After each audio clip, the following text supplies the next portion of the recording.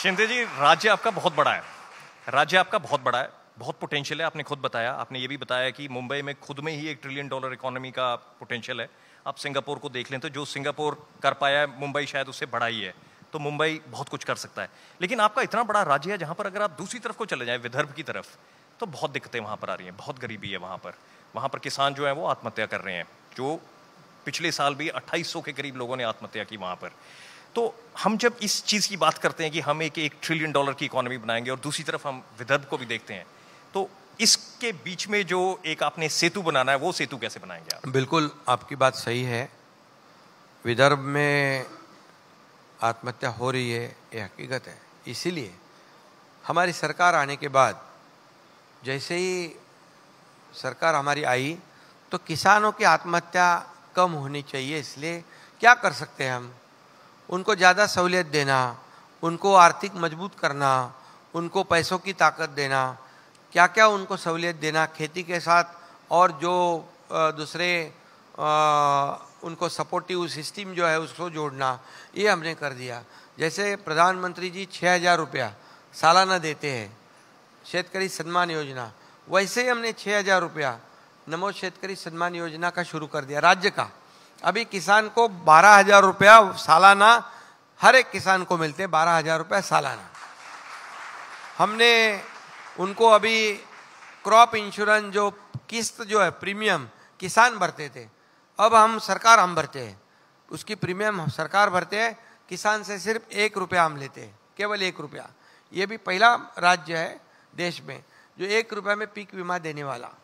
उसके बाद हमने अभी उनको ये हमारे बजट में जो किसान हमारे इलेक्ट्रिक पंप से खेती करता है, 7.5 HP तक जो पंप से खेती करता है, उसकी बिजली के बिल को माफ़ कर दिया। वो टेंशन था उसको, वो हम कर दिया। सोलर में हम कन्वर्ट कर रहे हैं, जो डिमांड करेगा सोलर सिस्टम चाहिए उसको सोलर हम देने की कोशिश कर रहे हैं। और ये सब जो है, ये किसानों को जितनी हम मदद कर सकते हैं, जैसे बेमौसम बरसात होती है तो रूल्स के हिसाब से बहुत कम पैसे मिलते हैं, तो हम लोग ने NDRF के रूल्स चेंज कर दिए। NDRF के नॉर्म से डबल देने लग गए। 2 हेक्टर जमीन को देते थे हम 3 हेक्टर कर दी। तो ये भी हमने बदलाव कर दिया ताकि किसान को ज़्यादा फायदा हो जाए और किसान को जैसे बेमौसम बरसात में नुकसान हो गया तो यहाँ से उनको पैसे मिल जाए, वो कॉम्पनसेट हो जाए। तो ये हमारी कोशिश है। और निश्चित रूप से आपको ये बताऊंगा कि विदर्भ में ये समृद्धि हाईवे जो हमने बनाया है, मुंबई नागपुर, नागपुर मुंबई, वो विदर्भ में नागपुर तक है। अभी वहाँ पर इंडस्ट्री जा रही है, बुल्ढाना में इंडस्ट्री जा रही है, यवतमाल में इंडस्ट्री जा रही है। और ये जो नागपुर मुंबई वाला जो हाईवे है एक्सेस कंट्रोल, उसे हम भंडारा, गोंदिया, गढ़चिरौली तक लेके जा रहे हैं ताकि वहाँ भी डेवलपमेंट हो जाए, वहाँ के लोगों को काम मिले, वहाँ इंडस्ट्री पहुँचे। क्योंकि कनेक्टिविटी ने तो इंडस्ट्री नहीं, तो हमने इंडस्ट्री जाने के लिए कनेक्टिविटी दी है और उसको और बढ़ा रहे हैं। और वहाँ जो जाएगा उसे ज़्यादा हम सब्सिडी देंगे तो इंडस्ट्री भी वहाँ जाएगी, लोगों के हाथ को काम मिलेगा। आपको एक किस्सा मैं बताता हूँ। गढ़चिरौली में कोई इंडस्ट्री नहीं जाती थी। गढ़चिरौली तो नक्सलाइट एरिया, आदिवासी डिस्ट्रिक्ट है। तो मैं वहाँ पर जब गार्डियन मिनिस्टर था तो एक स्टील इंडस्ट्री को वहाँ पर शुरू करवाया मैंने। तब कई लोगों ने कहा ये नहीं होगा शुरू, कैसे होगा, वो नक्सल ये करेंगे वो करेंगे। मैंने कहा नक्सल से डरकर अगर हमारी सरकार वहाँ इंडस्ट्री नहीं बना पाती तो हमारा मतलब हम तो एकदम सरकार चलाने में नाकाम है। सरकार चलाना हमारे लिए मतलब मीन्स ये हमारा पूरा तरह फेल्यूर है। तो वो शुरू कर दिया। डरते तो आप है नहीं। जब एक बार गढ़चिरौली में जब आप गार्डियन मिनिस्टर थे, हाँ। और आपको Z+ सिक्योरिटी चाहिए थी और आपको भनक मिली कि शायद उद्धव ठाकरे आपको Z+ सिक्योरिटी नहीं देना चाहते, तो आपने कहा कि कोई बात नहीं। उन्होंने, पुलिस ने आपको ये भी कहा कि हम आपको प्रोटेक्शन दे देंगे, चाहे कागजों में नहीं कहेंगे कि Z+। आपने कहा कोई बात नहीं, मैं फिर भी जाऊंगा, वहां पर कोई ऐसी सिक्योरिटी की जरूरत नहीं है। तो ये मैं आपको वहां का इस वक्त माहौल क्या नजर आता है? क्या नहीं, देखिए मैं तो डर का नाम ही नहीं मेरे बुक में। डर ये चीज मेरे किताब में नहीं है। और मैं ऊपर वाले से डरता हूँ, बाकी किसी नहीं डरता हूँ। और इसलिए मैं मेरा काम ईमानदारी से करता हूँ। जब मुझे Z+ की ज़रूरत थी, मैंने नहीं मांगी थी, तब मुझे नहीं दी गई। बोले नहीं मिलेगी, मैं बोला नहीं चाहिए, जो है पुलिस वो भी ले लो, मेरे को, मैं डरने वाला नहीं, मेरा काम शुरू करने वाला हूँ। और मैं इंडस्ट्री शुरू कर दी। आज आपको बताता हूँ मैं कि टाटा से लेके कई लोग वहाँ पर अपनी इंडस्ट्री लगा रहे हैं। स्टील इंडस्ट्री की होड़ लगी हुई है और गढ़चिरौली भी डेवलप हो रही है और नक्सलवाद जो है पूरी तरह खत्म हो रहा है। आपको मैं बताऊंगा कि महाराष्ट्र का नक्सलवाद हम 0 करने जा रहे हैं, क्योंकि सिर्फ नक्सलियों के साथ मुठभेड़ करके उनको मारना इतने तक सीमित नहीं। हम वहाँ डेवलपमेंट किए, लोगों के हाथ को काम, वहाँ हॉस्पिटल, वहाँ रोड्स, वहाँ स्कूल्स, ये सब बनाया। तब जाके वहाँ पर गढ़चिरौली का भी नक्शा बदल गया है और वहाँ पर वो हमारा जिला बाकी जिलों के साथ साथ आगे बढ़ रहा है।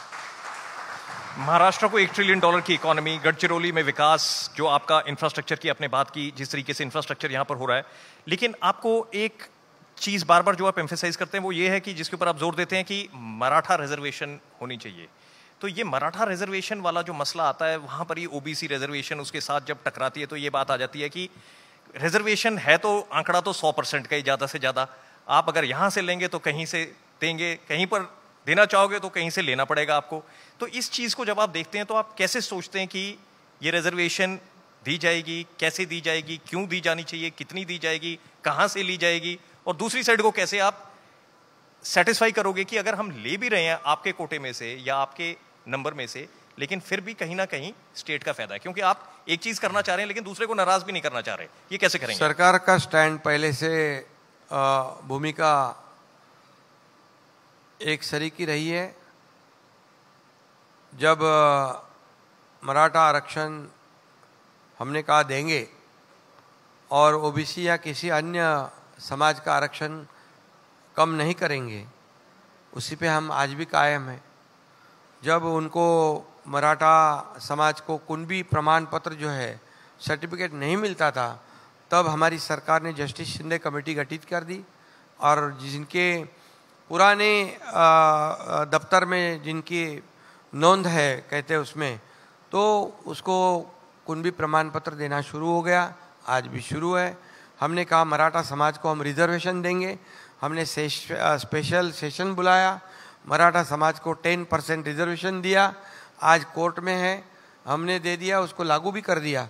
अभी कौन वहाँ पर कोर्ट में गए देखो उसको खारिज करने के लिए, लेकिन कोर्ट ने उसको अभी रिजेक्ट नहीं किया है, क्योंकि मराठा समाज को आरक्षण देना ये ज़रूरी है, क्योंकि सुप्रीम कोर्ट ने कहा था ये सोशली और एजुकेशनली बैकवर्डनेस प्रूव करो। तो हमने बैकवर्ड कमीशन गठित करके सोशली और एजुकेशनली बैकवर्डनेस प्रूव किया और प्रूव करने के बाद सेशन में उसको बाकायदा रिजर्वेशन हमने दे दिया। OBC का 1% भी नहीं कम किया है और आज वो 10% लागू है। और सुप्रीम कोर्ट के गाइडलाइन के अनुसार एक्सेप्शनल और एक्स्ट्रा ऑर्डिनरी सर्कमस्टेंस में सरकार ये निर्णय ले सकती है। अबाउ 50% का वही हमने किया है, कोई गैर कानूनी काम नहीं किया है हमने।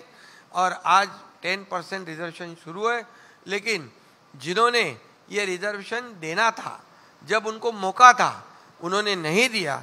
सिर्फ मराठा समाज को का यूज़ किया और बड़े बड़े पद ले लिए, सत्ता बन गए, सब कुछ बन गए, और लेकिन मराठा समाज को वैसे ही रखा, वंचित रखा। और इसलिए हमने जो कहा वो करके दिखाया है। आज मराठा समाज को रिजर्वेशन दिया है 10%, कुणबी प्रमाण पत्र उनको मिल रहा है, उनको OBC के धरती पर उनको जो सुविधा है वो हम दे रहे हैं। OBC का किसी का भी नहीं कम करते हुए, ये आज की परिस्थिति है।